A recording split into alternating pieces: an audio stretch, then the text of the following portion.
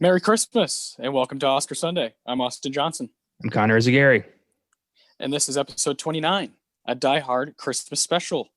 One of the best Christmas movies of all time. I don't think you can argue with that. Die Hard received 4 nominations at the 61st Academy Awards, which include Best Sound, Best Film Editing, Best Visual Effects, and Best Sound Effects. Technical stuff, obviously. Yeah. Connor, when was the first time you ever got to see this film? Oh, Die Hard.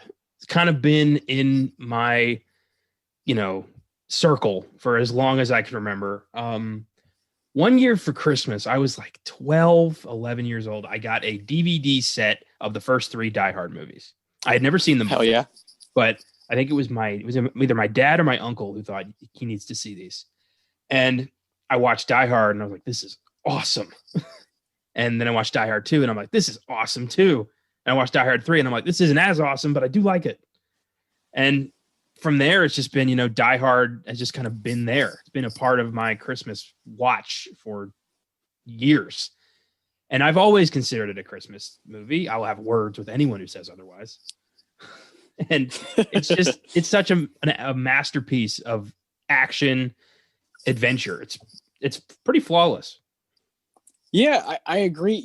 My journey with it is much different. I've only seen it a handful of times in my life. And, this gap, the last time I saw it before I rewatched it yesterday, must have been, 3 or 4 years, right? And watching it this time, really, really intent on, figuring out what's so, why is this looked at as such an action classic? Obviously it's very entertaining, but everything is there. The the characters are very, very strong, right? Like right from the get-go, John McClane is awesome. He says stuff that's completely off the wall. And I can't wait to talk more about that. We're going to give awards out to Die Hard, which is really cool. But I think, some of the tracking shots that are happening in Die Hard are stuff that gets overlooked. And some of the snappy dialogue. Whew, boy, oh boy. You see how Bruce Willis was able to kind of form this really cool 90s run off of this, incredible character, John McClane, able to form this awesome 90s run. We talked about Fifth Element over on Filmgazm not too long ago and had a blast with that. And of course, Pulp Fiction, right? 12 Monkeys. This guy just has this really interesting 90s run. It starts with Die Hard, right? Before we get any further, Alan Rickman, rest in peace. The dude is dear to our hearts. I'm going to let you speak about the man for a little bit here because of course, the guy played Snape, a very dear character to us. So how do you feel about Rickman and especially this performance in Die Hard? I am pretty blown away by the fact that this was his first movie. I mean, that is unreal. This Die Hard has the breakout performances of Bruce Willis and Alan Rickman. That alone makes it just a treasure. But Alan Rickman especially showed his versatility at such a, just with his first movie. Hans Gruber is such a bastard, but he's oddly likable. You're kind of like impressed by him, like by the fact that he was able to pull this off. Like the heist is so brilliant. You're kind of like, yeah, well done, Hans. And he is kind of, he's fairly reasonable. He allows Holly to get a couch for the pregnant lady. He's like, yeah, I get it. We're not all bastards here. But he's the bad guy and he has to be stopped. And that's never, up for debate. He is straight up the bad guy. But in this performance, you can tell that Alan Rickman was going to go far. And he did. And he's another guy who I think had a very impressive 90s run because of this movie. Yeah. And that led directly into getting cast as Severus Snape in the Harry Potter franchise, which is the role he will be remembered for. And I love the guy to death. I was so sad when he died. It was such a shock. And I heard he had a big heart. He was a really talented, like kind soul. And I fucking love the guy. Yeah. Well said. Legend. If you, so odd how time just kind of works and passes us by. 88, Die Hard, Alan Rickman appears in that, and then you Fast forward to early 2000s, he's Snape, right? And then we haven't seen Snape since the beginning of last decade. And you think about how there's that much time has passed since Alan Rickman appeared in Die Hard and appeared as Snape and for the first time, and that much time in between him appearing him as the last time and now. So bizarre how it passes us and how we just kind of like, even in the movie world, take it for granted, man. Take these guys for granted, how talented they are. And Rickman's one of those guys. I adore what he's doing at Die Hard. Definitely going to be talking about him and his performance, and of course what Bruce Willis is doing. The 1988 61st Academy Awards, of course, are in 1989. Rain Man dominates. It gets 8 nominations altogether, wins 4, gets the Best Picture win. We will do a Best Picture showdown based around Rain Man one day. Have you seen that one? I have, yes. Yeah. It's a stellar film. Dustin Hoffman's, of course, a guy we've talked about. Tom Cruise is someone we will always be talking about. How about his recent stuff in the news? I can't. It's tough to decide. Like, it's kind of a diva move, but at the same time, it makes total sense. And yeah, I get it. But I also don't want to support Tom Cruise. It's a very tough thing to kind of make a decision on. What do you think? Yeah.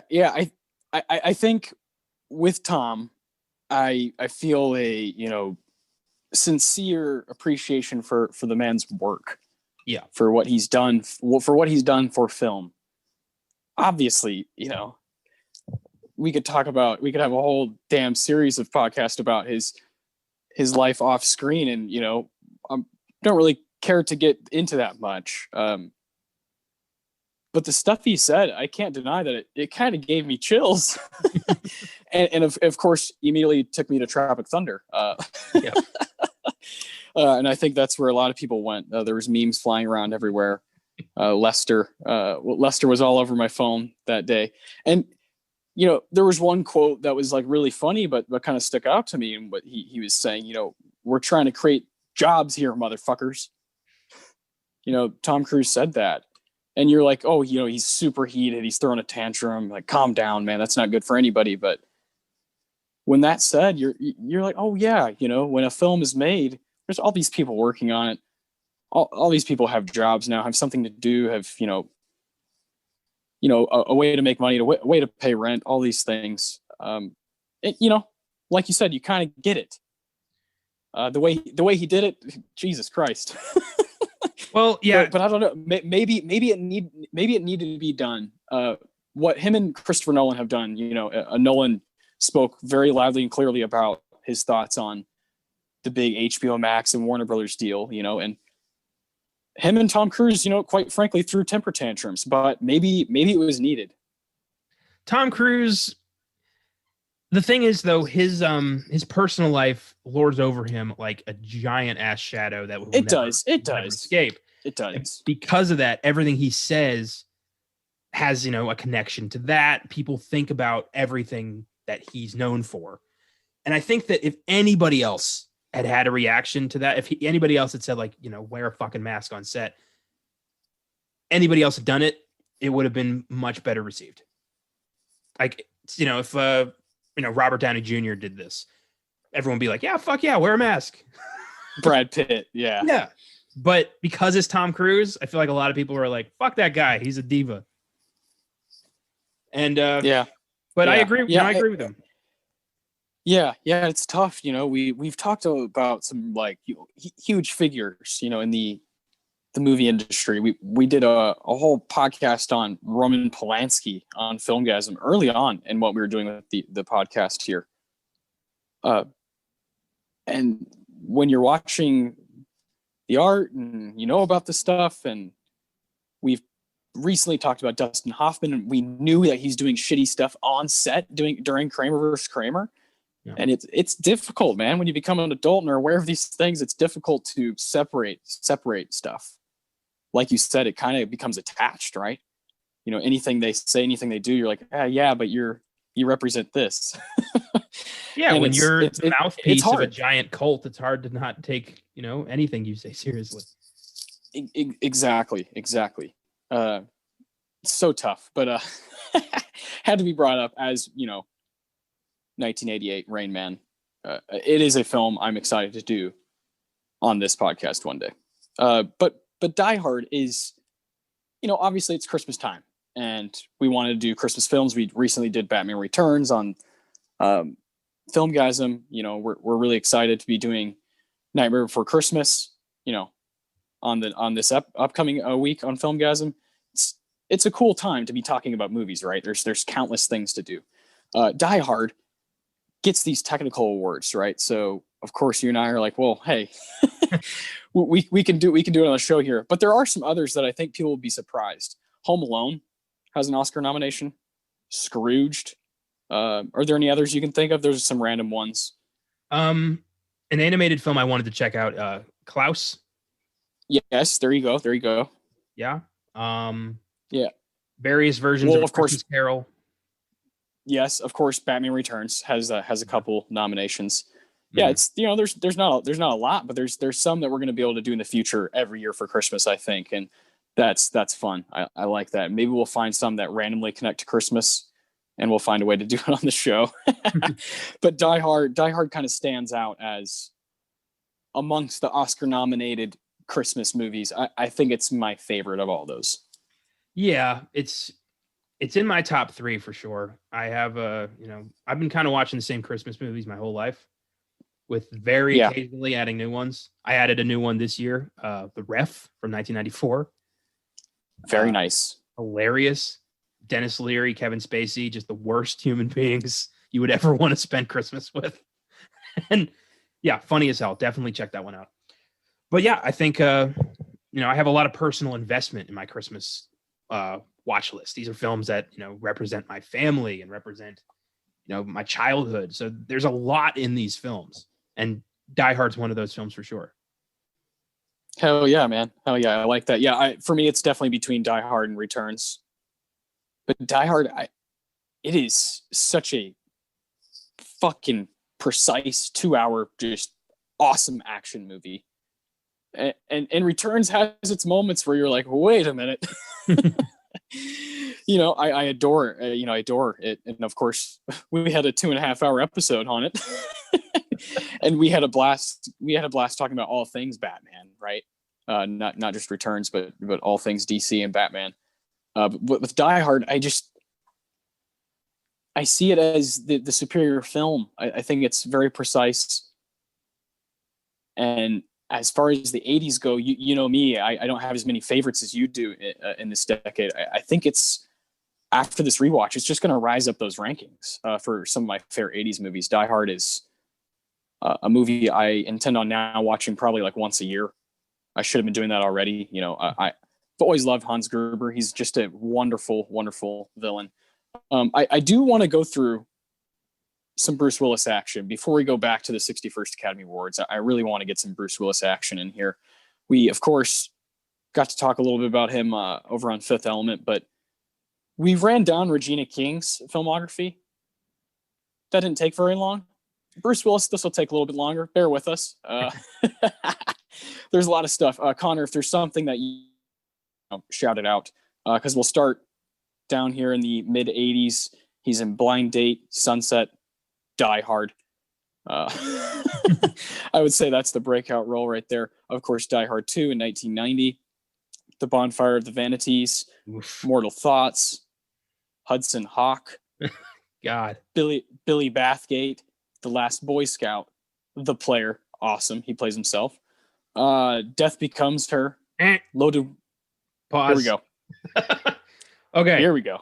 So he had, after Die Hard 2, just a string of failures, like one after another.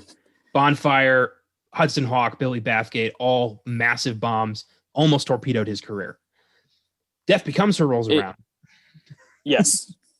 And it's unlike anything he's ever played before. He's this nervous, unassuming plastic surgeon who's pretty much lost his entire career because of his the woman he married, and is just kind of trying to, he's struggling to regain his masculinity, really. Like he's a man who's barely a man. and he gets caught up in this vicious love triangle involving immortality, and it's so weird, but it is so entertaining to see him be such a freaked out small man. Oh, I love that movie to death. Robert Zemeckis is one of my favorite filmmakers. Everything he's done, for the most part, that I've seen, I have adored.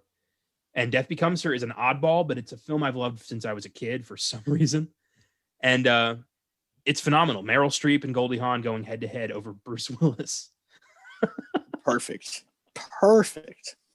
Oh. Yeah, man. That's one that I haven't seen. We've talked about, Zemeckis, of course, is one of your favorite filmmakers, so I'll have to see that at some point. We could set that up someday to do that on the podcast and really talk about it. I feel similarly passionate about The Player. It's a great film. I can't wait to talk about that. We could do that on Oscar Sunday one day. You're right, though, man. There's really a few years there where, no, there's just so much in 1991. He does 1, 2, 3, 4 films that come out in 1991 that he's in.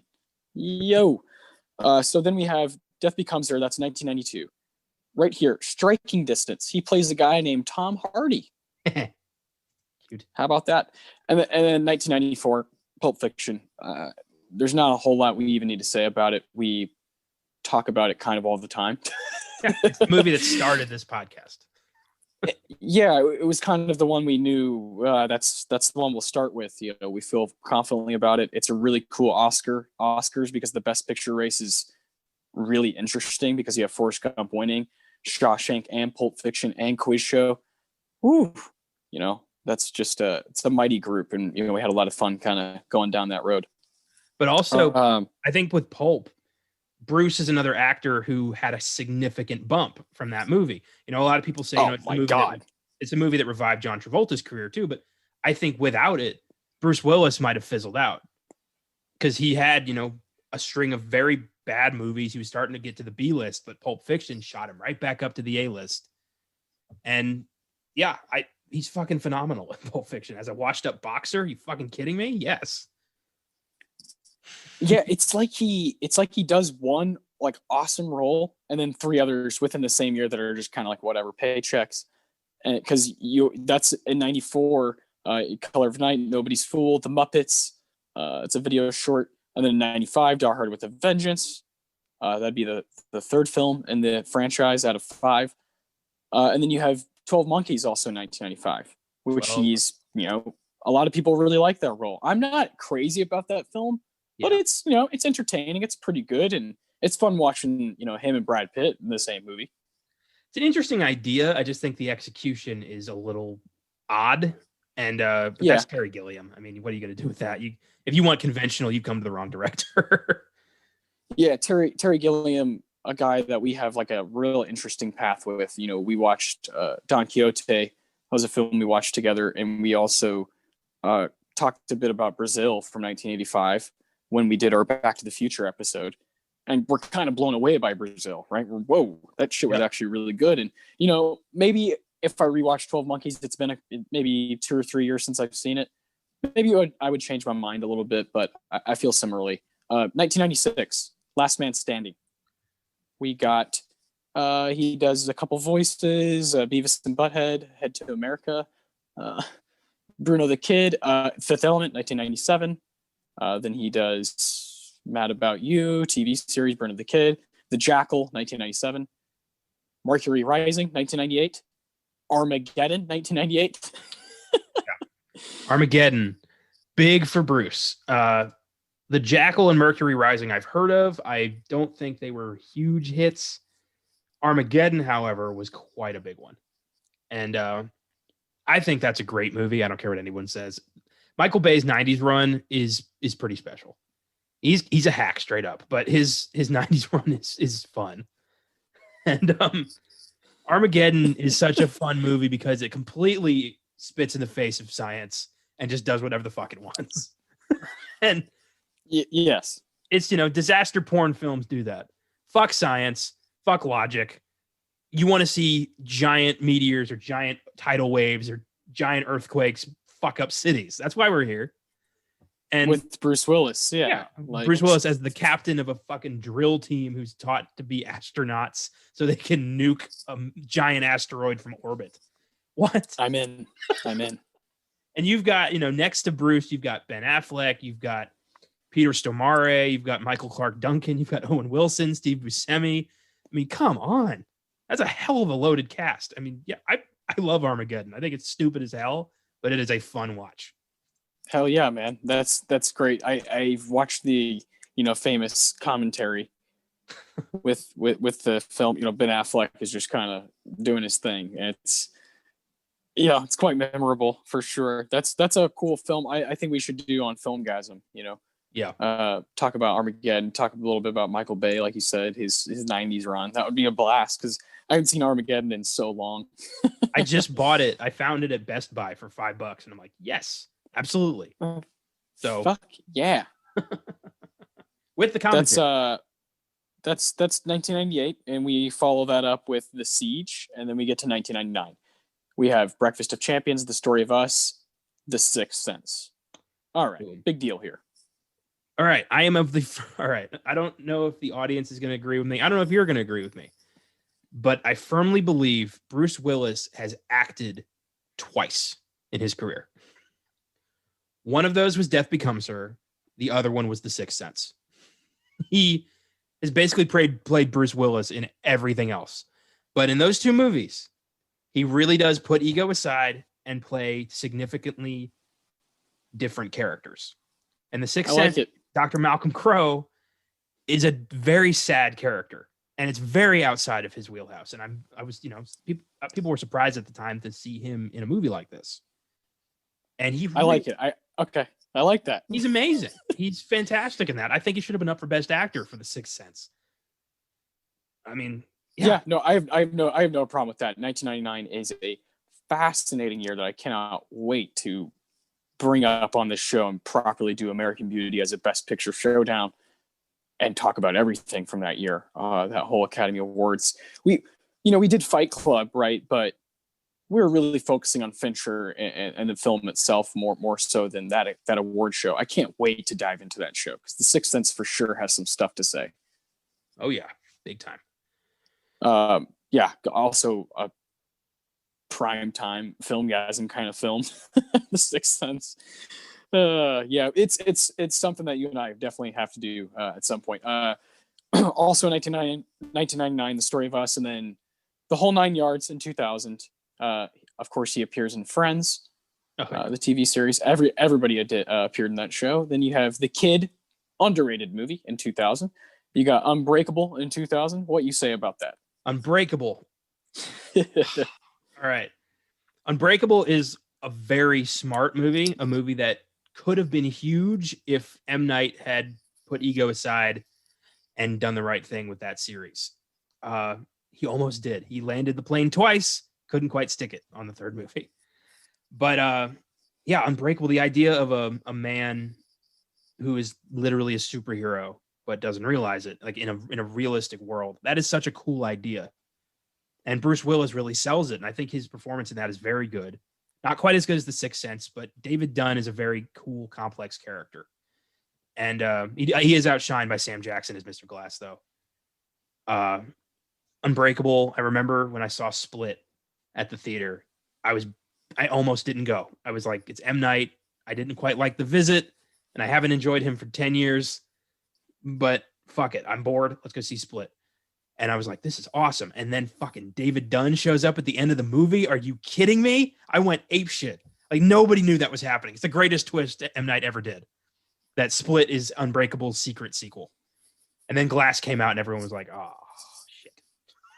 But, too good to be true. Yeah, it was close. It was close. But yeah, Unbreakable is still a very solid movie and a great performance from Bruce. Hell yeah, man. One appearance in 2001, Bandits, as Joe Blake. Then you go to 2002, where he has 3 films, Hearts War, Grand Champion, and then a TV movie, True West. 2003, he's in Tears of the Sun, Charlie's Angels Full Throttle, and Rugrats Go Wild as Spike. Yeah. Tears of the Sun. This is where we get into Bruce Willis's war movie phase. he he did a few of these. But and Tears of the Sun is the one I have seen. Forgettable, very forgettable. Uh, he's not bad. I just think the movie's not particularly well written. I did like seeing Nick Chinlund as a good guy for once, but that's about it. Yeah, I don't have too much to say about it, but I do have a lot to say about Rugrats Go Wild. No, I'm just kidding. A total masterpiece. No, I have seen it recently, but it's all right. Rugrats I think is an okay cartoon. I like the aesthetic. I like the colors, but I did not know Bruce Willis did the voice of Spike on the movie there.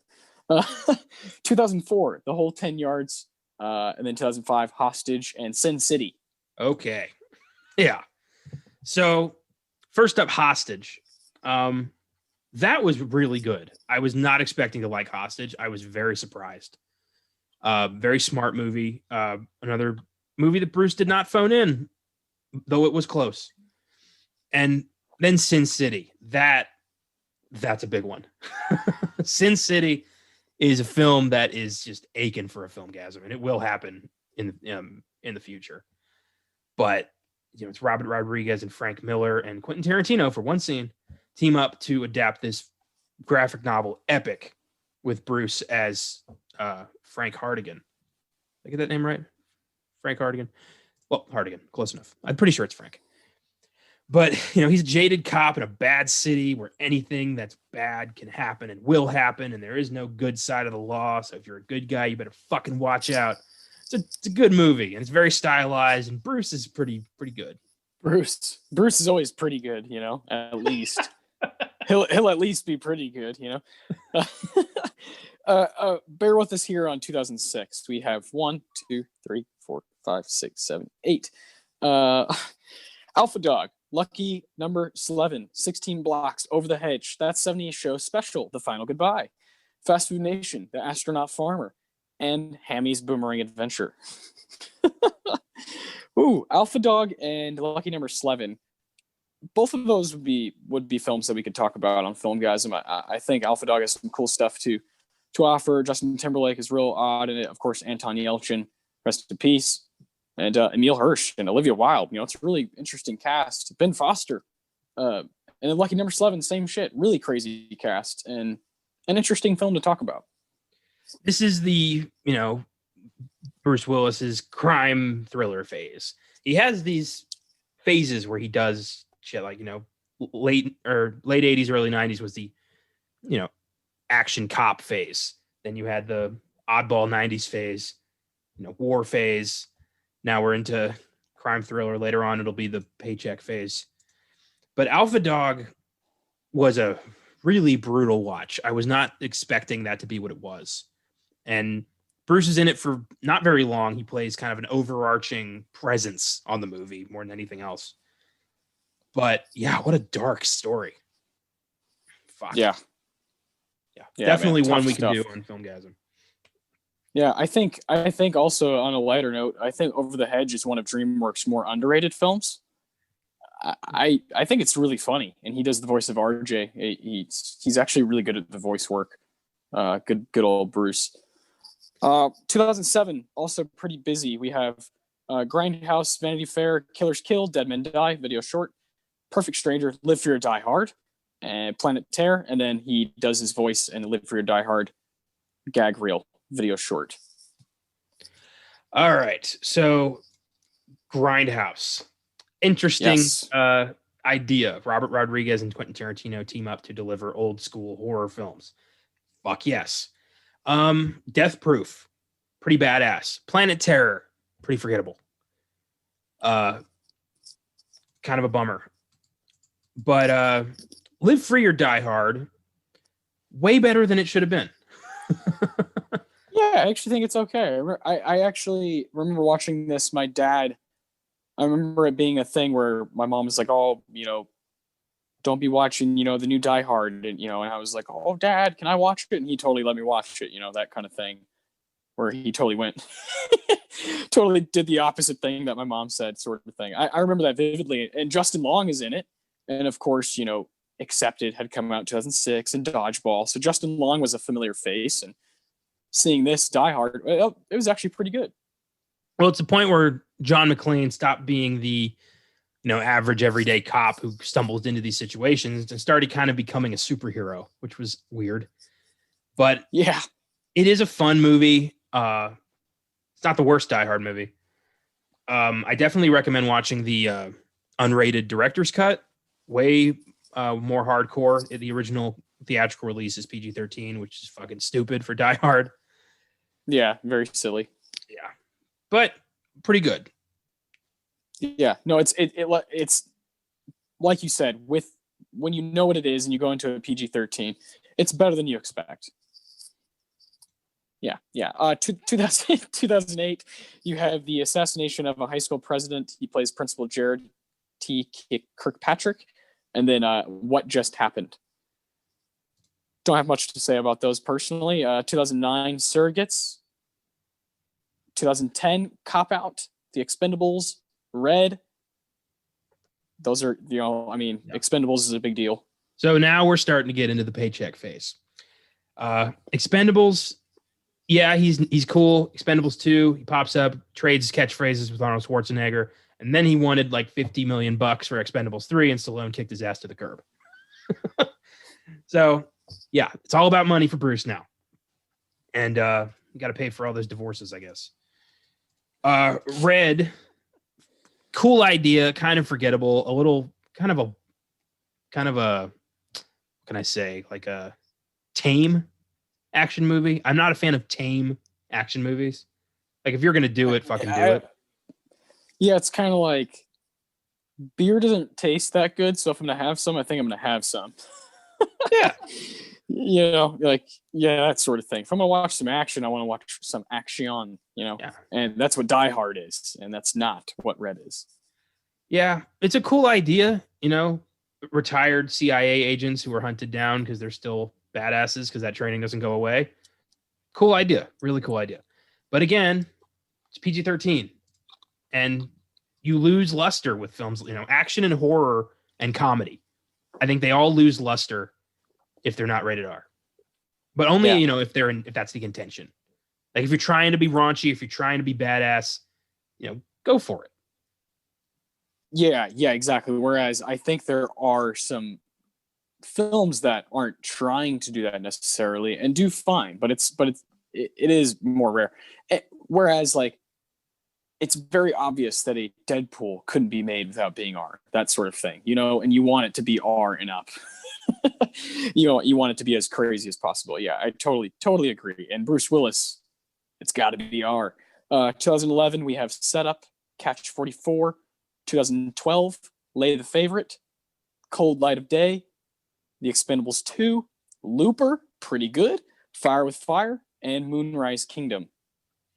Yeah, thought you missed it for a second there. I figured you'd want to talk about Moonrise Kingdom a little bit. Well, yeah, Moonrise Kingdom is the other time that Bruce Willis is definitely acting.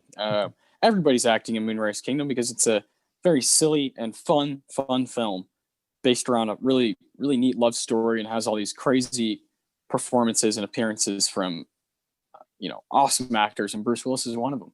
Moonrise Kingdom is not one of my favorite Wes Anderson films, but I like them all, so it's a good film. Looper is interesting. I haven't seen Moonrise Kingdom yet. I'm very behind on Wes Anderson. We'll get to that down the road. I'm kind of waiting for the podcast. Don't worry, we'll do a whole episode on him. Yeah. And Looper was cool. It was another cool idea. Another performance, I think, that was just a little bit better than what we were getting at the time from Bruce. Kind of the bad guy, if I remember correctly. It's been a while. But him and Joseph Gordon-Levitt played off each other really well. It's a cool sci-fi thriller. And I think the guy who did it, that's Rian Johnson, right? Yes. Yeah. That is correct. He went on to fuck up Star Wars and do Knives Out. So kind of, half and half with that guy. Yeah, and it's that's the film where Bruce Willis, they're the same person, Joe, him and Joseph Gordon-Levitt. It's old Joe and young Joe. Yeah. It's a cool flick, and Paul Dano's in it, Emily Blunt, Jeff Daniels. It's a really interesting cast. I like that one. Rian Johnson occasionally knows what he's doing, man. Ryan Johnson is a filmmaker I want to like. I really do. I loved Knives Out. I thought Looper was really cool, but I fucking hated Last Jedi. So I don't know with this guy. I think he's kind of, it reminds me of Shane Black, really good with his own material, horrible with a franchise. So fair enough. Yeah. Fair enough. I like that. I like Ryan Johnson as a dude, and I'm with you. I want to like him as a filmmaker. I totally feel that, and there is stuff there, and he's going to have a long career, I think, just depending on, the decisions he's able to make. Well, I do know that when Disney announced their lineup, for the next 10 years, there was no mention of Ryan Johnson's Star Wars trilogy. Of course. Supposed to be happening. Of course not. So no, that's probably a good thing, man, for us and him. Stay in the lane of kind of doing whatever, some kind of original type stuff, where you're getting actors to do really interesting things, like in Knives Out and Looper. Bruce Willis, 2013, A Good Day to Die Hard. That is the fifth and the last one that we've seen. Not a good movie. I honestly forget kind of all of it. The only thing I really remember is the tagline for it, because it was so stupid. It was "Yippee-ki-yay, Mother Russia." Yes, I definitely remember that on the poster. Yeah, that was so. Yeah. Yikes! Here's another couple bad ones: G.I. Joe: Retaliation and Red 2. Yikes! And then he's in Frank Miller's Sin City: A Dame to Kill For, 2014. The Prince. He's in Vice, 2015. Rock the Casbah, Extraction, 2015.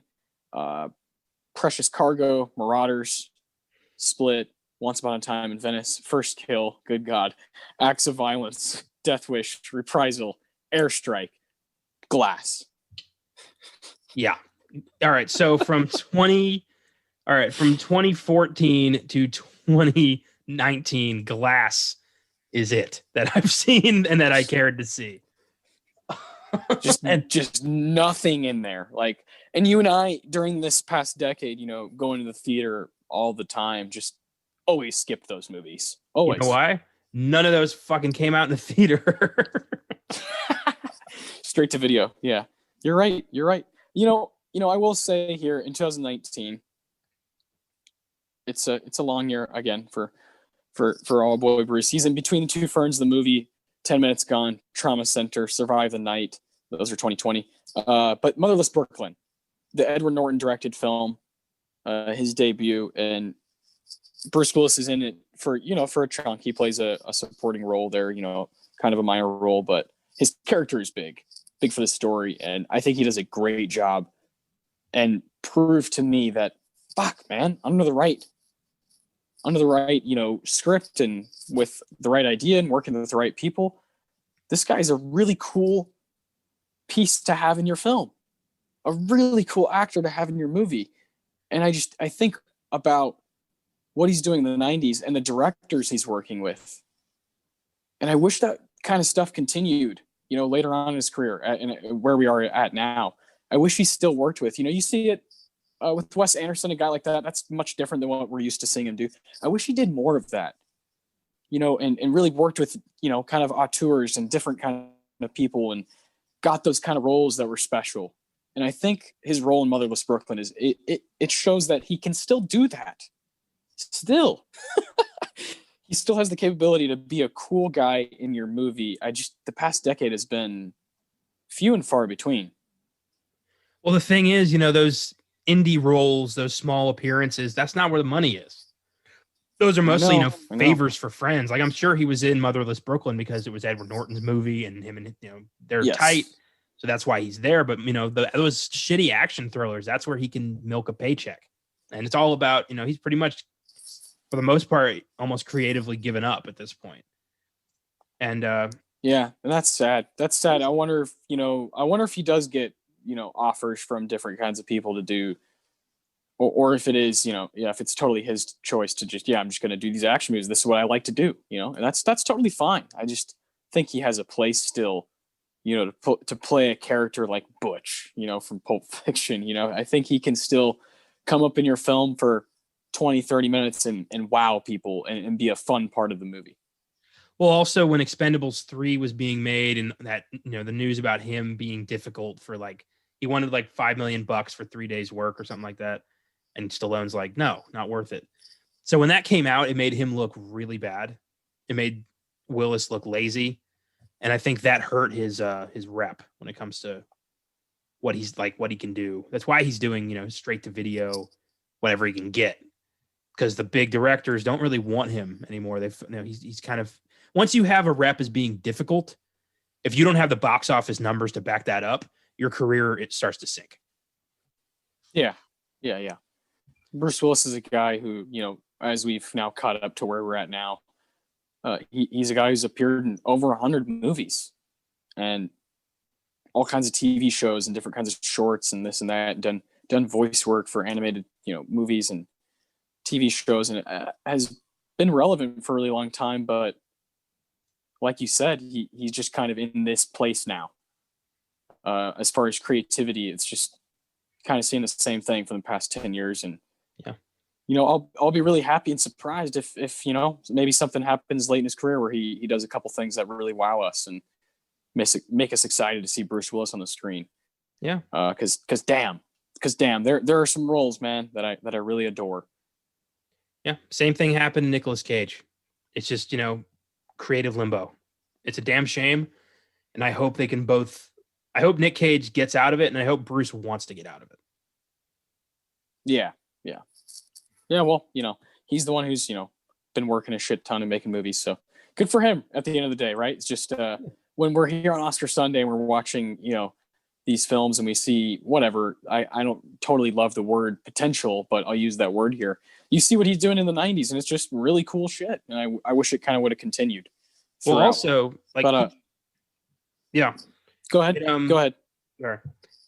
The fact that he even became a movie star is kind of amazing, because he wasn't, a huge dude like Sylvester Stallone. He wasn't, this box office giant like Arnold Schwarzenegger. He was the goofy guy from Moonlighting who got cast because he was, he looked like an average dude, and it made him a star.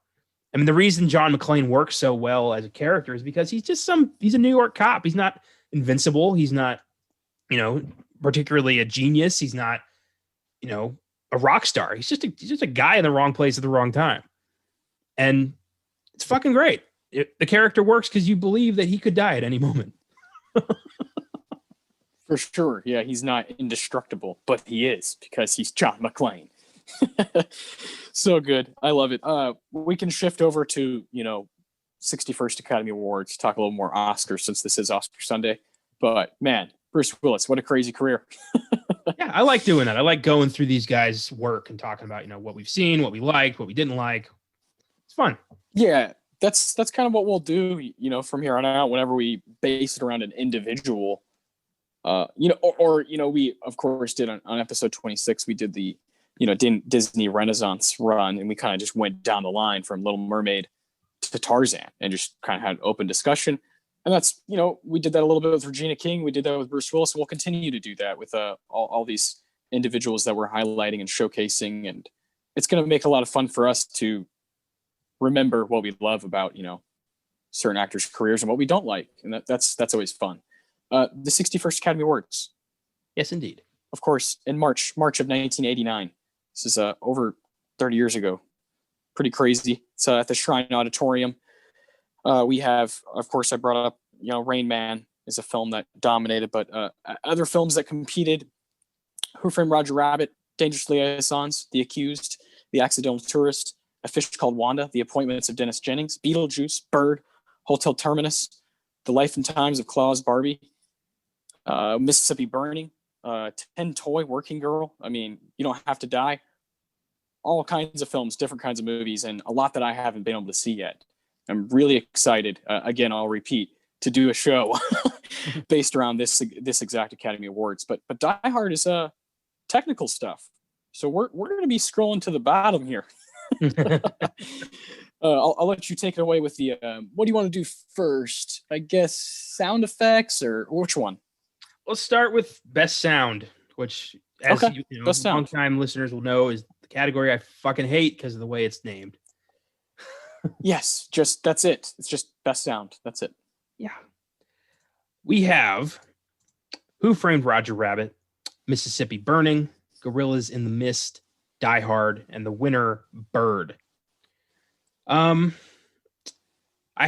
only seen Die Hard and Roger Rabbit, so I don't really have a dog in this race. I've seen those two in Mississippi Burning. I have not seen Gorillas in the Mist and have yet to see Bird, sadly. A movie that, obviously needs the sound. It's directed by Clint Eastwood and it's about Charlie Parker. Yeah. Sound is obviously huge for this movie. And, as far as Clint Eastwood goes, this is one that I've had kind of circled that I need to see this.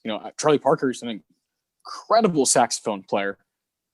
And for Clint Eastwood, of all guys, to do, to direct this film and, one of the main producers of it, definitely want to check it out. Yeah, for sure. I love true stories. I think Clint Eastwood's a great director. I love Forrest Whitaker. So there's really no reason I wouldn't watch Yeah, exactly. I think it's one we'll try to watch whenever we come back around to the show. Mississippi Burning, I think you'd really enjoy, man. That's a film I'm sure you've had on your mind. Yeah, Joe. It was a lot of biopics in this category. Yeah. And then Gorillas and in the Mist, and then Die Hard and Roger Rabbit. It's so weird. Gorillas in the Mist is, I know, the story of Diane Fossey, who worked with gorillas. I don't really see how sound factors into that, but I haven't seen it, so I don't know. I'm assuming with the animals, maybe they did something impressive there with gorillas, possibly. I don't know. I've also not seen that, but judging by the poster, you have a gorilla just with his mouth wide open. You would think maybe they're using sound with that. You got Sigourney Weaver looking great on the poster there. Looks like a fascinating movie. Yeah, I know that what happened. I think Diane Fossey was like brutally murdered, if I remember correctly. I think she was killed by poachers. Yikes. I don't think that's true. I'm pretty sure that's true. Jesus. Yeah. Another film we should watch that we just don't know a whole lot about. Well, all right. Before we get too carried away, I have to confirm that. Otherwise, oh, yep. Hacked to death with a machete. Yep. Holy shit. Yeah. Horrible fucking way to die. And I don't think it was ever solved either. So hold on. Okay. So the film Gorillas in the Mist, 1988 American drama film. Naturalist, Diane Fossey. It tells the true story of her work in Rwanda with mountain gorillas and was nominated for 5 Academy Awards. So does it cover, when did she die? 80, she was December 1985. Oh man, I wonder if it covers. Jesus. Yeah. Hacked to death. Oh yeah. To this day, her murder remains unsolved. Fuck. Damn. Okay. So at the end of the film, apparently that's the end of the movie. Oof. Damn. Shit. All right. Well, if anybody's seen that, maybe you could shout out to us and let us know if it's something good and maybe we should do, because it on paper here sounds like a movie I want to watch kind of like right now. That's what a crazy story. Yeah.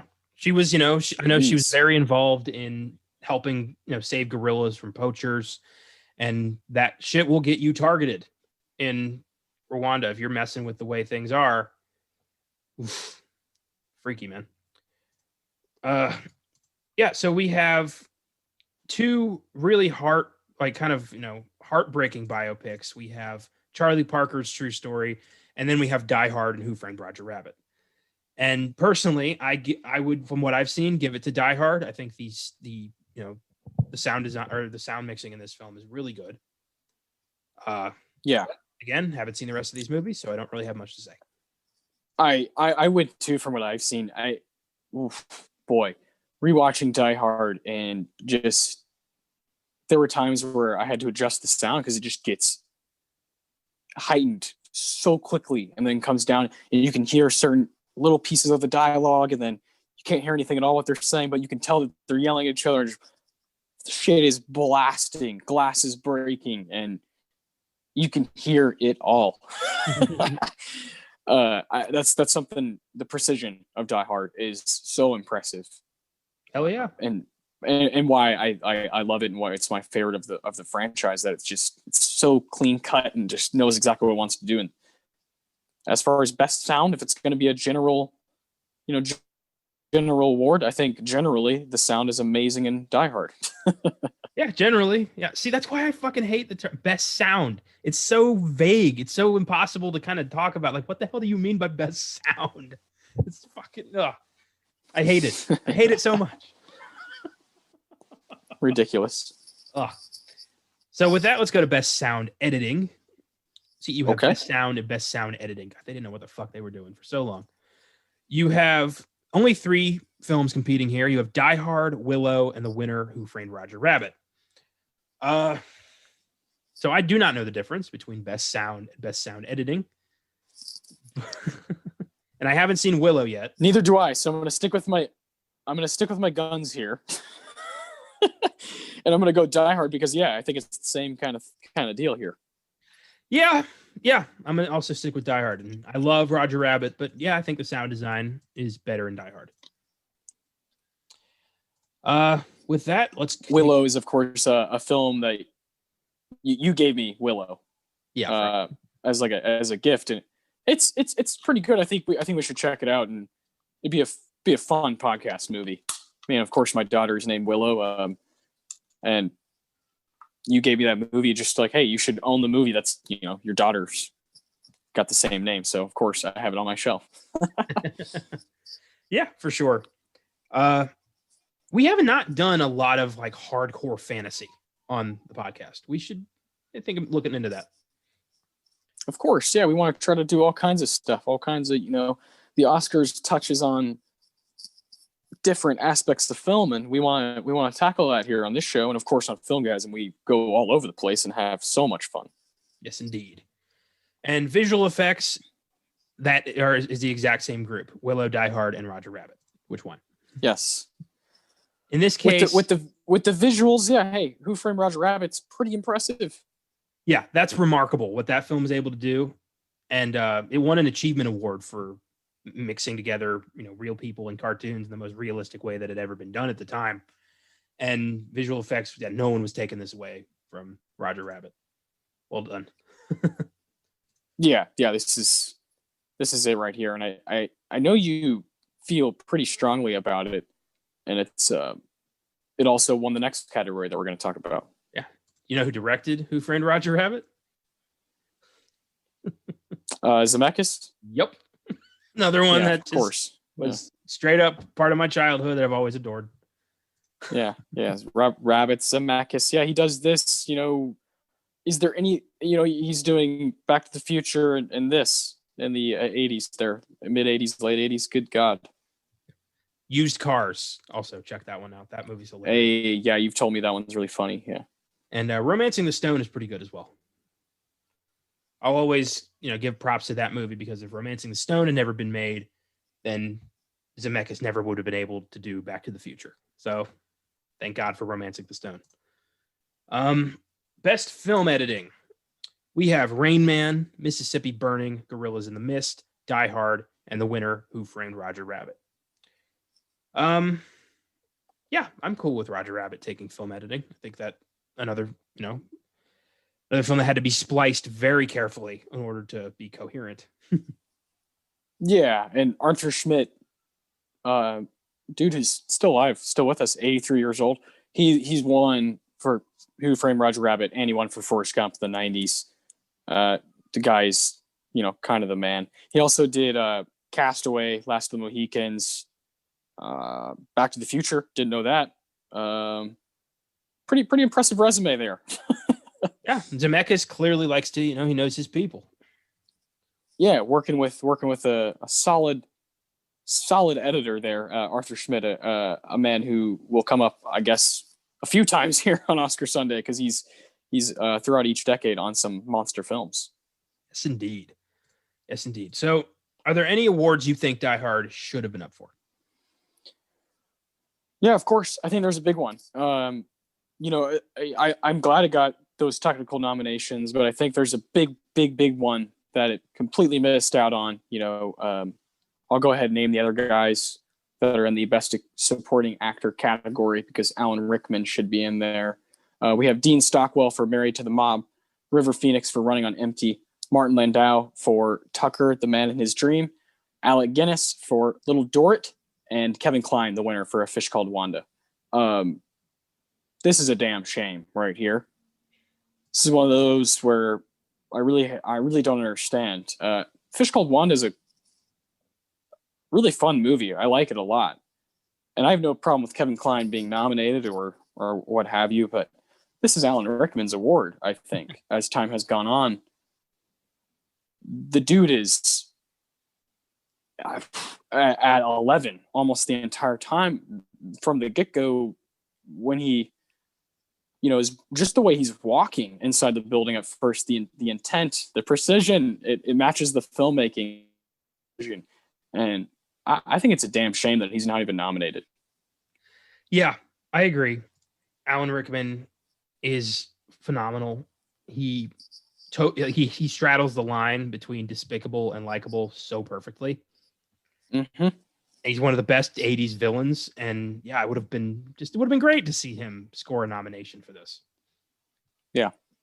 Yeah, I think it's one of those where the Oscars, if they would have taken some time, if they did take time and say 5 years later, and if they would have voted in 1993 instead of 1988, I think they would have thought differently and been like, wait a minute, Alan Rickman's doing some revolutionary stuff there as Hans Gruber.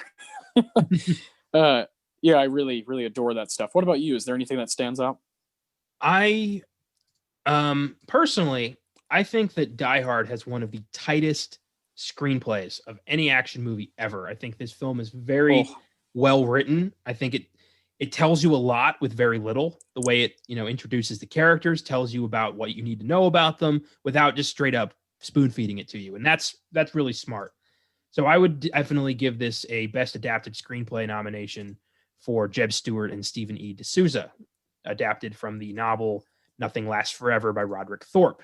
Very, very loosely adapted. Yes, extremely. I would knock out Little Dorrit simply because it's 6 hours long, and I don't like that. So that's all I have to say about Little Dorrit. Once I found out about that movie, I was like, are you fucking kidding me? Who's sitting through a 6 hour Dickens movie? I would, just to say I did. I'm an idiot. I know, I'm a loser. You would, I would like to, Alec Guinness, this is like a legend, but yeah, I would have to break it up into like 3 different nights. I swear to God, if you ever schedule fucking Little Dorrit. No, I wouldn't. No. Who the fuck is gonna listen to a Little Dorrit? I don't know. We did Hamlet. There's people out there. Yeah, but Hamlet is more. And now I really wish I knew what I knew now. Was Laurence Olivier. We could have done an episode based around him rather than Hamlet itself. Because that film is pretty weak. Probably the weakest film we've covered on this show thus far. 29 episodes in. Yeah, I'd say it's definitely the weakest movie we've watched, and we both kind of agree on that. Whereas we've been able to watch Whiplash and On the Waterfront and Dead Poets Society, If Beale Street Could Talk, and Back to the Future, and Doctor Strangelove, and In the Bedroom, all these movies that are just amazing, right? And then Hamlet is just like, That was fun though. That was fun that we had that experience, right? And it gave us Treasure of the Sierra Madre, so I'm cool with that. Yes, indeed. Screenplay, straight up. Screenplay, I like it. How about Best Picture? Do you think it belongs in that 5 or no? Of that 5, I've only seen Rain Man, so I couldn't tell you. Okay, well here's the better conversation here is does a movie like Die Hard, a purebred action, like you said, bare bones kind of script, just knows exactly what it wants to say, does a film like that belong in Best Picture? Yes. I think any film that is great deserves a shot at Best Picture, regardless of genre. I agree.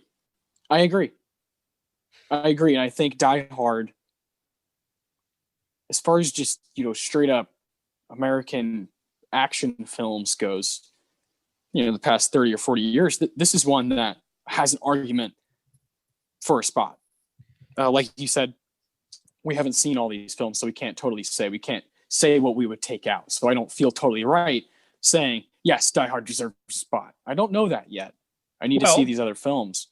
But Die Hard is very good, and no matter what year it comes out, I think it has something to say about being one of the better films of the year.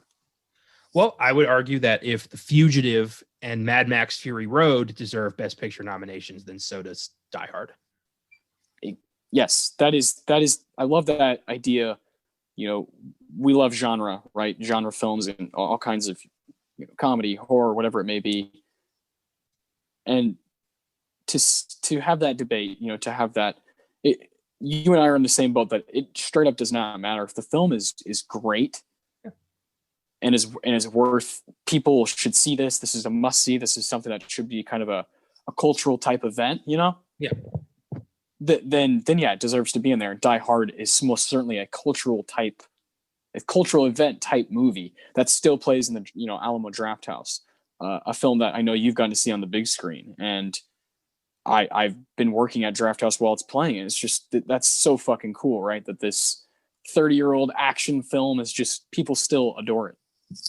Well, I've always thought that the Oscars should reflect the best of film of that year, regardless of what genre it is. It should be all-inclusive: horror, comedy, drama, action, sci-fi, fantasy, fucking Western, whatever. It should be celebrating the best that film had to offer for that year. It has never done that. It's always looked down on genres like, action, horror specifically. But, we do get the occasional glimpse of hope. And, yeah, Die Hard did score 4 technical awards, and it is cool that it is an Oscar-nominated film. Yeah, and allowed us to do it here on the show during the week of Christmas. It's, of course, if you're listening to this, it's Sunday here on Oscar Sunday, and Christmas is on Friday, so just felt right to open the week up, and do one of our favorite Christmas movies. Do you want to give awards out to this fucker? Why not? If you are listening to this for the first time, thank you. If you're coming back, you know the drill. We're doing some fucking awards. We got the Tarantino for best line/quote. We got the Ennio Morricone for best music moment or best needle drop, what have you. We got the PSH, the Philip Seymour Hoffman for best performance, who won the movie, and we have the Roger Deakins best moment or best scene of the movie. Connor, take it away with your Tarantino. Okay, so I was not profound. I was cheesy as hell because I love this movie to death. And same. I'm glad. Same. There was one obvious one that I didn't want to pick. The most iconic line from this film. We all know what it is. It's probably going to end up being the title of this episode. But I went with a line that has always made me laugh because it's hilarious. It's when John McClane is crawling through the vents and he has a little bit of reflection with himself where he's like, come out to the coast, we'll get together, have a few laughs. Yeah, this is supposed to be a vacation, God damn it. And I always liked that line. It's always made me laugh. It's iconic, but I don't care.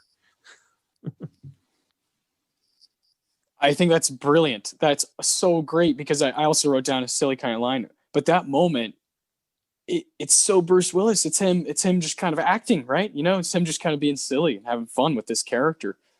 We'll get together. Changes his voice a little bit.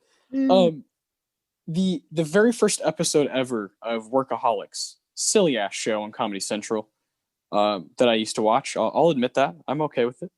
I don't really ever revisit it anymore, but there was a time. The very first episode, Blake, one of the characters, is crawling through the vent, and because he's trying to replace, and it's a total Die Hard, play, and he's trying to replace where they work, him and his 2 buddies, they take drug tests. And so he's trying to swap the piss. And so he's going through the vent, and he has a lighter, right? Of course, because he smokes weed all the time. And he pulls out the lighter as he's crawling through the vent. He's like, we'll get together, smoke a few blunts. Oh, I always thought that was so funny. Die Hard is a great movie for shows to reference it and other movies to reference it because it's just got this iconic character at the center of it and then this iconic villain on the other side. I was a kid, I had on the PlayStation 1 the Spider-Man game that was pre-movies. So it was all comic book, Spider-Man. And there's a scene where you have to stop a bank robbery, or a level when you have to stop a bank robbery.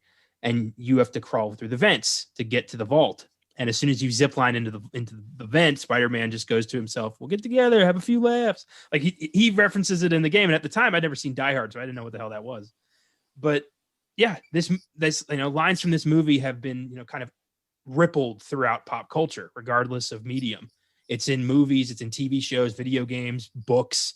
It's everywhere. And not a lot of movies have that kind of impact on pop culture. And I love that Die Hard is one of those movies. Oh, for sure. Definitely. And it's going to continue to do so. It'll stay in the stream of conscience forever with movie fans. My Tarantino goes to John McClane, and it's while he's fighting Carl. And he says, "You motherfucker, I'm going to kill you. I'm going to fucking cook you, and I'm going to fucking eat you."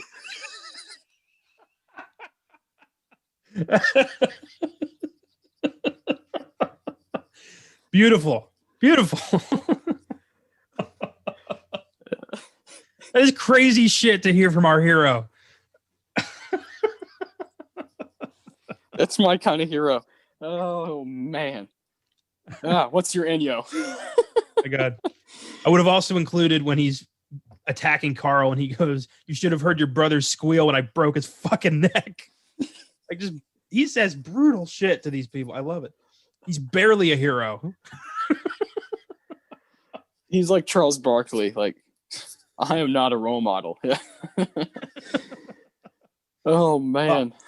So my Ennio is, this was tough. Music's not really this film's forte. But it's when they finally open the vault and Beethoven's Ode to Joy swells. And you're like, oh, it's this beautiful moment. And the terrorists are all like in awe of the vault they finally managed to open. And just, it's such a cheesy moment for the bad guys. And I thought that was cute. It's a nice kind of touch that I definitely didn't catch until this time. I kind of, watched it this time and noticed all those little things. I love that. I had a hard time with this one. I found the score to be, pretty good, but could have been better. I think it's one of the things in the film that could be, if it was heightened, it could make this one of the truly greatest, action films of all time. But there are times where maybe it doesn't match.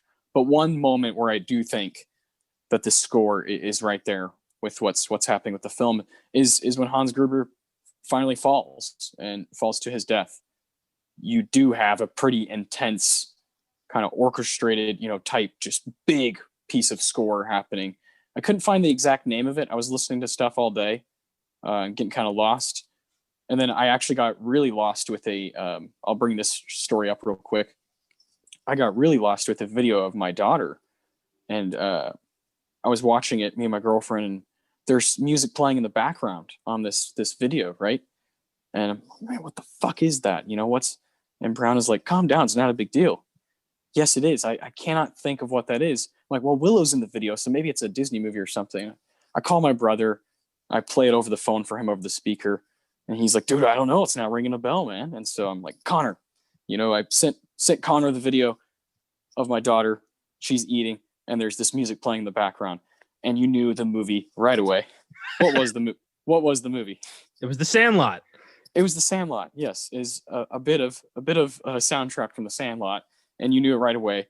And I felt like an idiot because my mind was going to Pixar and Disney. I was like, "Is it The Incredibles or Monsters Inc.? I know those have some big, kind of jazz pieces." Fuck. It was good heaps of fun, and I love that part of, that was a long story that's totally nothing to do with Die Hard, but I love that part of music in movies that sometimes it really is just a feeling, and it's something you correlate with a specific moment in the movie, whether it be for a split second or whether it be for 5 minutes. I found that particular moment when Hans Gruber is falling, I found that exact moment to be pretty powerful. It is. And, for a number of reasons, that scene is kind of an outtake. It's when they were Yes. dropping Alan Rickman, they told him they were going to drop him on 3, and they dropped him on 2. So his reaction is genuine. He's like, "Oh shit, I shouldn't be falling right now." That's the take they used, and you can see it. Like, that's not acting in his face. He's like, "Fuck." And yeah, I think, the music swelling and his reaction really sells it. Yeah. Beautiful. Cool, man. I agree. Yeah, I love that. And that bleeds right into PSH. Who do you got? Who won the movie as far as performances go? Alan Rickman. Who else? Hans Straight Gruber up. is the star of this film. Really, he's the most brilliant thief in the world who manipulates so many people. I love when he's giving his demands to Paul Gleason, and he's like, I want the following members around the world released from prison, and he brings up the Asian Dawn, and like Carl's like, what? He's like, oh, I read about him in Time. Like, he's just making it up on the fly. He didn't give a fuck. He's manipulating everybody in this film except John, and he fucking hates it. It's yeah, Alan Rickman, hands down. Yeah, well said. I totally agree. I think he wins this movie. Then he wins it 30 years later, and is going to continue to win it, and is definitely, of what I've seen, my favorite performance that Alan Rickman has given. Just absolutely iconic. My favorite, I think, yeah, I'll let you talk about that, because I think that's a really interesting. We could have run down his filmography, and he's got a fascinating one. Oh, he'll be back. But yes, my favorite Alan Rickman is not Snape. You'd think it would be, but it's not. It is Alexander Dane in Galaxy Quest. That's fantastic. This British thespian who is so above the rest of these hacks, but he cannot face that he's on the same level because he was in this show, and he hates his life, but he fucking measures up when when shit gets real. It's such a great performance. It's so underrated, and it's a film I want to do on Filmgazm so bad. Hell yes. Can't wait for that. Yeah, I think Snape is his most noticeable, most recognizable. Obviously, it's in this huge franchise, but I'm with you, man. It's definitely not the one I point to, but I love it so dearly, and it's so cool that he did that right up until the end. Yeah, straight up legend. Alan Rickman, absolute legend. That bleeds into my Deacons. I'll go into my Deacons because it has a lot to do with Alan Rickman. It'd be the scene when he fakes as if he's Bill Clay. Jesus Christ. That's a bit of acting right there. And that's right there where that's the clip they would have shown when he received his Oscar. That's what should have happened. That's what should have happened at the 61st Academy Awards, but it didn't. And my God, I'll rave about it forever. That moment when he acts as if he's one of the hostages and he's just kind of roaming around this building, and John McClane sees right through that shit, and you're just kind of watching these two guys go toe-to-toe for the first time, but they're not really going toe-to-toe because he's not totally himself. Amazing stuff. Bill Clay. That's my Deacons for sure. I think that moment changes the film from not just this awesome, great action film, but this kind of like head-to-head, toe-to-toe, just dedicated, ruthless cop versus this dedicated, articulate, intellectual, mastermind villain. One of the most iconic villains I can, think of the 80s and 90s. He's just a titan of the action game, and that moment is so cool when he changes to Bill Clay for a little bit. I love it. Well picked. Very well picked. My Deacons. What do you got? Yeah. Is a scene that I think, blew me away more than any, because I can notice little holes in it. It's the scene where Hans Gruber fakes out John McClane by calling himself Bill Clay. Same fucking scene. How can you not, right? When you rewatch it a few times and you're like, yeah, there's a lot of good action here, but that scene is kind of monumental. Well, it's the way they filmed it. The Dutch angles to make you a little uneasy. Yep. Alan Rickman's performance there is so great. You can tell that John doesn't buy it from the second he opens his mouth, but he's trying to get as much information as he can. And then when he gives Gruber the gun, and he's gives him the empty gun, he's like, "You think I'm fucking stupid, Hans?" Like it's so flawless. It's like it could work as a short film. It's brilliant, and it really shows like both characters at their smartest, and I love that. Yeah, definitely. Love that we both picked that scene. That's great. That's great. I had sort of had a feeling. There's a lot of great bits throughout Die Hard. Do you want to throw if you had a runner up? Do you want to throw one out there? Because I definitely have one. Yeah, for me, it's the scene where they blow up the roof. God damn it! Was that your runner up too? Yeah, I do love the fight with Carl. Holy shit, I love that part. Oh man, so good. The combat scenes, the choreography of the fighting, and just stuff is just fucking breaking everywhere. It's like an Eric Andre show, just bah, bah, bah, bah, bah. Just stuff flying around everywhere. I love that. I love the two asshole FBI guys who were like, just like fucking Saigon, right? Like just. I was watching it with my grandpa last night. My grandpa was in Vietnam, and he went like, "I was in Saigon. There's no helicopters in Saigon. That's neutral zone." And I'm like, I'm laughing at him. Like, that's fucking wrong. Movies, goddamn movies. Those guys are such pricks. And they're like, we'll lose maybe 20% of the hostages. And the other guy's like, I can live with that. Like, fuck both of you. Yeah. And they just blow up the roof, and you got John like tying a fire hose around himself and escaping. It's great. So good. So good. I did contemplate the Tarantino with I deal $1 million cases for breakfast. You think I can't deal with this Euro trash? Like, God, that guy. Hans Booby. What a bastard. I hated that guy so much. Yeah, he is truly the worst kind of cokehead. Yes. There's not a lot of good ones, but he's the worst kind. I love when John and Ellis are introduced, and John's like, "You missed a spot." Yeah. He's through him immediately. There's so many little hints about how smart John is, how good a cop he is. He's good at reading people, and really helps him defeat Hans Gruber. Yeah, so great. We didn't really talk great stuff, man. Yeah, we never brought up Reginald Vell Johnson as Al Powell. Yeah, he's great, man. Really gives the audience a nice guy to kind of like relate to here, how he's on the ground and just kind of reacting to this insane shit that's happening. I nearly used my my Tarantino on the conversation that John has with deputy commissioner Dwayne Robinson. And he's like, "You motherfucker, you have a lot to answer for." And John's like, "Me? I'm not the one who just got butt fucked on national television, Dwayne." And then like you see Argyle be like, "Fuck yeah, man!" Like this, it's so great and incredible. Yeah, there's so many great lines where he just snaps for McClane when he's on the phone with that lady, and she's like, "This is for emergency calls." No fucking shit, lady. It's not like I'm ordering a pizza. Yeah, he's just wired. Yeah, it's awesome. Yeah, Die Hard is great.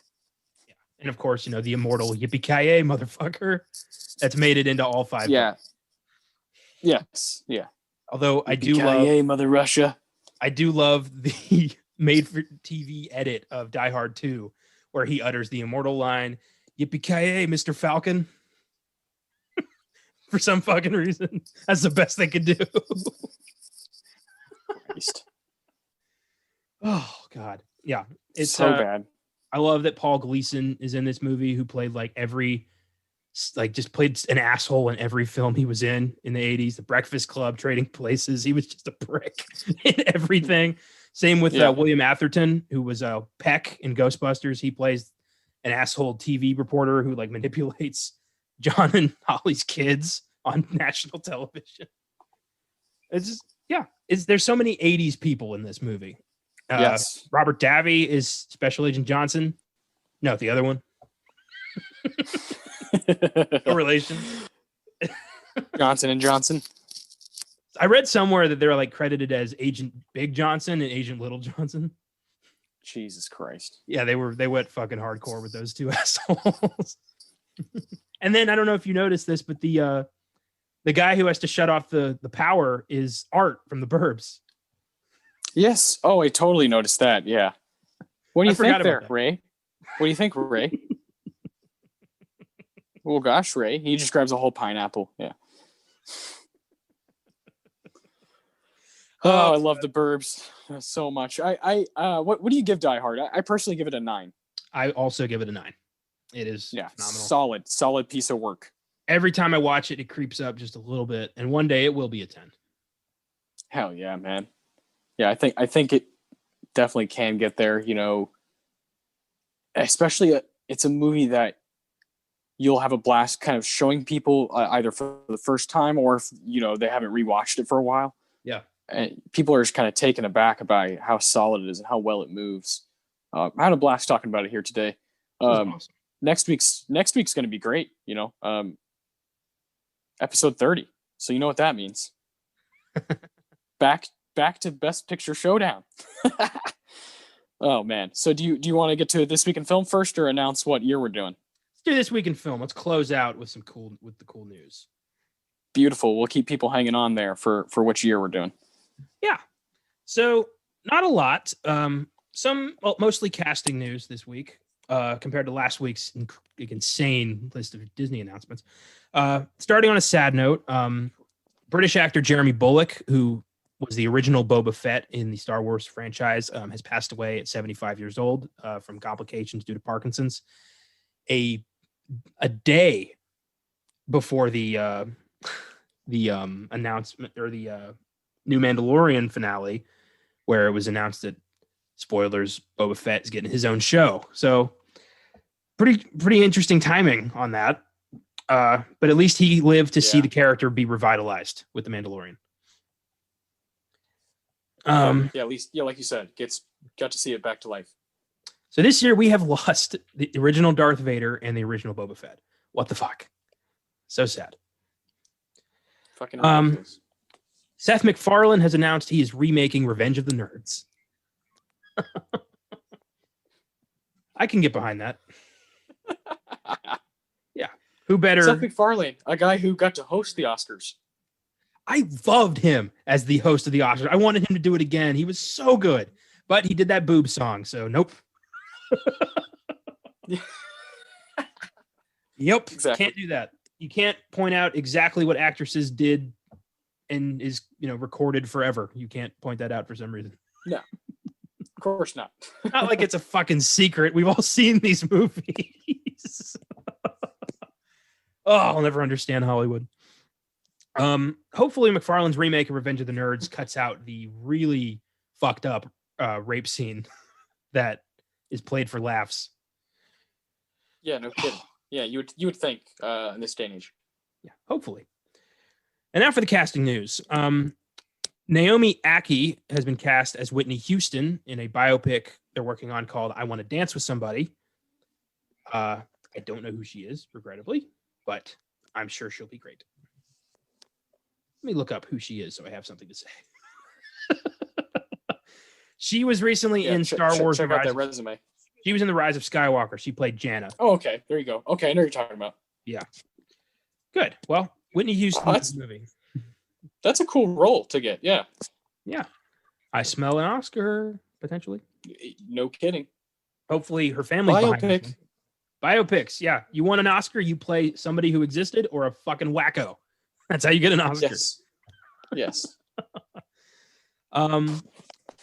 Ben Affleck is going to star in a Houdini biopic from Dan Trachtenberg, but he's not playing Houdini. He's going to be in it, though. So maybe he's Houdini's manager or his brother or something. But interesting direction. Not a lot has been announced on that film. So we don't know who he's playing yet, but he is going to be in it. Yeah, his career is taking a massive turn, obviously. So I'm excited for it. I wonder who is going to play Houdini. It's a very interesting role and a very larger than life historical figure. And I wonder who could pull that off. I don't know. Not many. That's the answer. I think Joaquin Phoenix would be great as Houdini. And imagine the Yeah, good God. Yeah, I mean, for sure. Joaquin's definitely the answer right now for a lot of those kind of bizarre roles. That's a great call. He's of that caliber. Adrian Brody, a guy who got to do it in I believe, a TV series already. Yeah, miniseries. I remember that. Yeah. Maybe he could do it on the big screen. I hope they include scenes where Harry Houdini would go to live performances of seances and like mediums and call bullshit. He did that all the time. He Bullshit. he hated mediums, and he would go to like live shows and like volunteer with like a beard on and then be like, that's not my card. I don't have an Aunt Shirley. Like, just fuck with their whole show. I love that. That's fantastic. I want the whole movie to be about that. And that, actually, that's not my card would be a great title.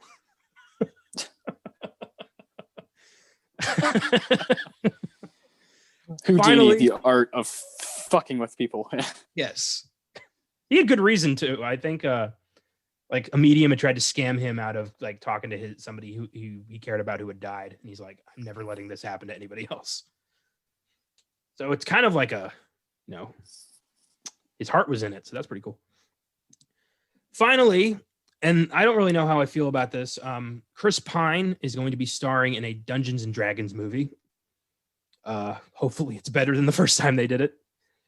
I don't know anything about Dungeons and Dragons. I don't even know if there's a story or any characters or how this all works, but yeah, I'll probably see it.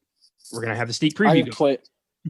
I've played it before. From what I remember, what I recall, I played with some buddies before, and it's like, this like role-playing game where it's not necessarily where you're like one individual named John or whatever. You're just an elf or a jester or whatever it is, and you have like certain things about you, like I'm also a dwarf or I'm also this, and you have powers and stuff. And as you move along in the game, so I don't remember it too well. I've only played it a couple times, but it's very cool. It's a very great idea, and just an awesome way for people to hang out and kind of.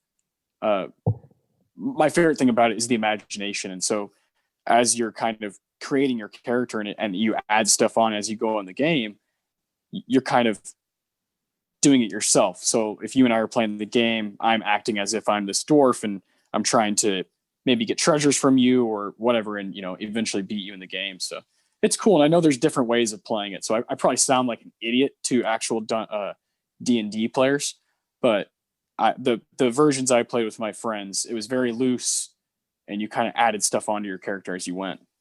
So you make up your own character, and you just kind of build. Sort of.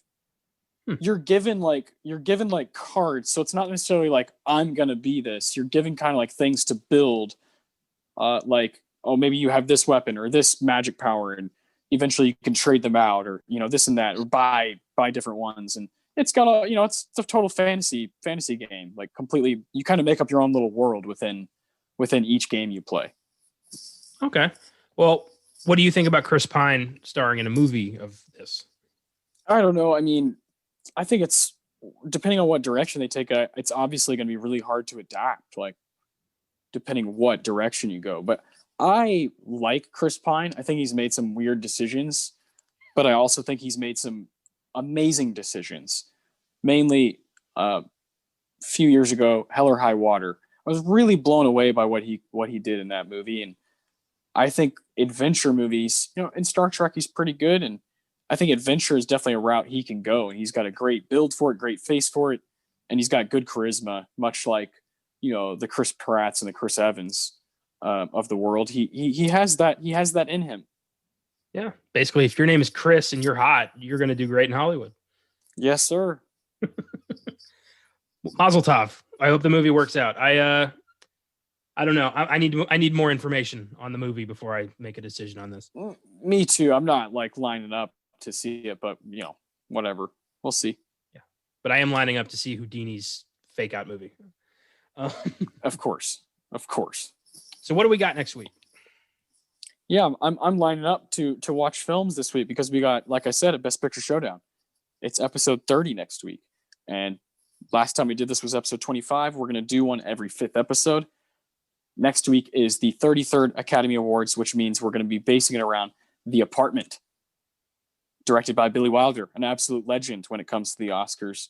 A film that I own that's hit its 60-year anniversary this year.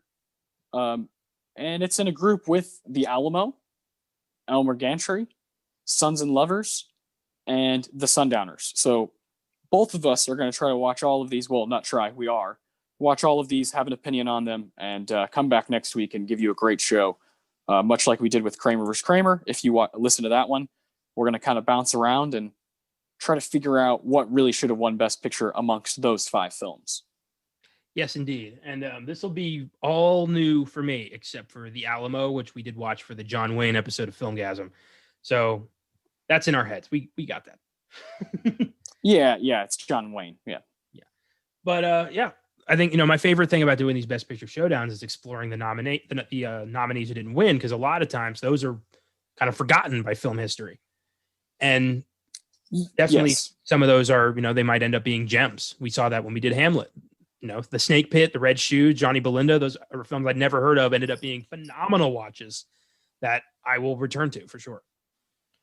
So yeah, last Best Picture showdown, we were able to watch Norma Rae, Breaking Away, all that jazz, Kramer vs. Kramer, and Apocalypse Now. It was an absolute blast, and we're hoping to bring that same kind of energy and kind of praise all these movies, but also talk about the nitty gritty, what should have won. We both agreed last time out with Kramer vs. Kramer. Within those 5, we both kind of saw it the same way. But I'm very, very interested in this, because this is, like you said, this we haven't really gone down. So back next week, 33rd Academy Awards. The Apartment, I'm not sure if it's on a streaming service right now. I know Elmer Gantry's on Amazon Prime. Yeah. Sons and Lovers is not on anything. The Sundowners is not on anything. The Alamo, I believe, is on Prime, if you want to watch that. Okay, there you go. If you have a Sling TV subscription, The Apartment is available through that. Nice. Yeah. Okay. Yeah. Well, yeah, those are tough. I recommend renting The Apartment if you want to come back and listen with us. It's a good film. I'm excited to revisit it, and I'm excited for you to see it. Yeah, I've heard wonders about it. I've heard, Jack Lemmon and Shirley MacLaine are unreal, that it's a film every film buff should watch. So I'm definitely looking forward to this one. Hell yeah, man. Yeah, we're going to be doing The Nightmare Before Christmas this Wednesday, December 23rd, Festivus, if you will. And that's going to be a blast. And The Apartment next Sunday, our last Oscar Sunday of the year, I believe. Yes, sir. Thank God this year is almost over. Yeah, you got to stick with it, keep buckling down, stay positive as we go into the new year. And that's definitely what we're going to do here on the show as we usher in a new show and sneak preview and keep going strong with Oscar Sunday and keep doing weird stuff on Filmgazm. There's always a place for movie fans to go, no matter how tough it is out there. Yeah, we are always tightening the screws on all this shit, trying to deliver the best content we can. And 2021 is going to be a good year for our shows, which is going to be just great. Oh, yeah. Thanks for listening. Hope you enjoyed Die Hard. Hope you have a Merry Christmas, and we will see you next Sunday.